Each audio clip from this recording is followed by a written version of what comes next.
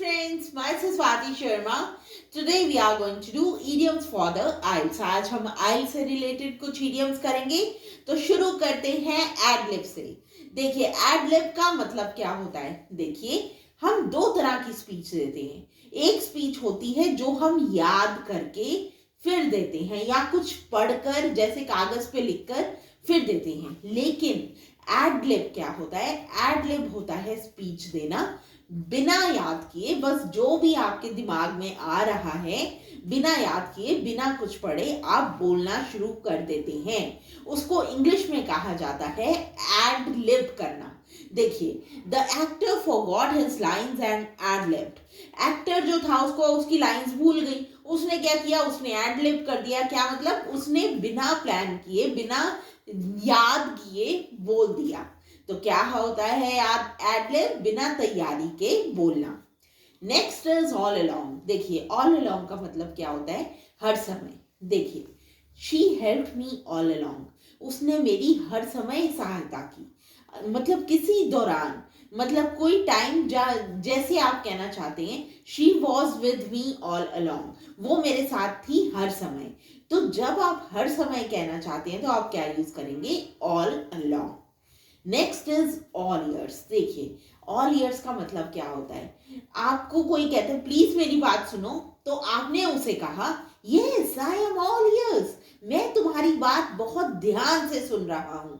तो all years क्या होता है, इसका मतलब होता है किसी को कहना कि हाँ मैं तुम्हारी बात बहुत ध्यान से सुन रहा हूं.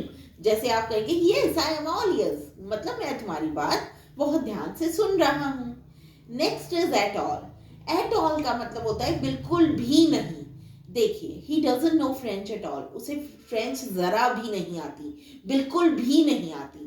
तो जब आप कहना चाहते हैं किसी को कुछ बिल्कुल नहीं आता या बिल्कुल नहीं से रिलेटेड आप कोई सेंटेंस बनाना चाहते हैं तो आप क्या लगाएंगे, एट ऑल. जैसे हम और सेंटेंसेस की बात करते हैं, she does not know driving at all. उसे ड्राइविंग जरा भी नहीं आती, बिल्कुल भी नहीं आती.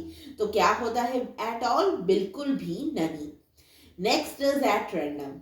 एट रैंडम का क्या मतलब होता है. देखिए इसका मतलब होता है बिना प्लान किए. एट रैंडम होता है, एक तो होता है कोई काम करते हैं जो हम पूरा प्लान बनाकर करते हैं. लेकिन अगर आप कोई काम करते हैं बिना प्लान बनाए, ऐसे ही बस कर देते हैं, जैसे ऐसे होता जाता है करते जाते हैं, उसे कहते हैं एट रैंडम. देखिए he chose those places at random. वो चूज करता है वो प्लेसेस एट रैंडम, बिना प्लान किए प्लेसेस चूज करता है, प्लान नहीं बनाता. तो क्या होता है एट रैंडम, बिना प्लान किए कुछ करना. Next is eight this point. Eight this point का मतलब है इस मोड़ पर. देखिए एट दिस पॉइंट क्या होता है, आप कहना चाहते, जैसे आप कहते हैं इस मोड़ पर, ये जिंदगी का वो मोड़ है, आप ऐसे बोलते हैं. तो उसकी जगह आप इंग्लिश में क्या बोल सकते हैं, इंग्लिश में आप बोल सकते हैं एट दिस पॉइंट. देखिए at this point we can't turn back. इस मोड़ पर हम वापस नहीं जा सकते. क्या होता है एट दिस पॉइंट, मतलब इस समय पर, इस जिंदगी के इस मोड़ पर. आपको ध्यान में क्या रखना है, आप इस मोड़ को ध्यान में रखिए कि कोई जिंदगी का मोड़ हो, जब आप कहना चाहते हो इस मोड़ पर तो क्या कहेंगे, eight this point. Next is back seat driver. Back seat driver क्या होता है. देखिए बैक सीट ड्राइवर होता है वो इंसान जो साथ में बैठा हो ड्राइवर के, लेकिन उसको खुद ना चलाने दे, अपनी बोलता जाए कि नहीं तुम ऐसे चलाओ, तुम ऐसे चलाओ, ऐसे करे. मतलब सीट ड्राइव नहीं कर रहा है लेकिन ड्राइवर को सलाह देता जा रहा है, ऐसे चलाओ ऐसे चलाओ. उसे क्या कहते हैं, उसे कहते हैं he or she is a backseat driver. देखिए his wife is a backseat driver. उसकी जो वाइफ है वो एक बैक सीट ड्राइवर है, मतलब वो साथ में बैठी बोलती रहती है कि तुम ऐसे चलाओ ऐसे चलाओ. Next is ball park figure. Ball park figure क्या होता है, इसका मतलब होता है लगभग अनुमान लगाना, मतलब अनुमान की हुई फिगर. जब आप कहना चाहते हैं कोई फिगर अनुमान लगाई हुई है तो आप क्या कहेंगे, it is a ball park figure. देखिए जैसे सेंटेंस देखिए, I can give you only a ball park figure at this time. मैं तुम्हें इस वक्त सिर्फ एक बॉल पार्क फिगर मतलब अंदाजन फिगर बता सकता हूँ, एग्जैक्ट फिगर नहीं पता, सिर्फ अंदाजा लगा सकता हूँ। तो क्या होता है बॉल पार्क फिगर? अंदाजन फिगर, मतलब जो सिर्फ अंदाजा लगाया हो, पता ना हो कि एग्जैक्ट फिगर क्या है। Next is bark at the moon. Bark at the moon का मतलब क्या है? देखिए, इसका मतलब है समय बर्बाद करना, मतलब टाइम वेस्ट करना।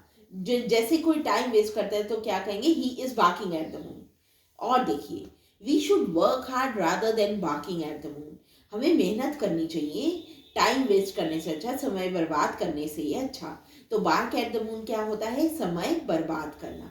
So friends, that was all about it. I hope you learn them thoroughly and bring them into your daily use. I'll see you in the next video. If you like the video, please share and subscribe. Thank you.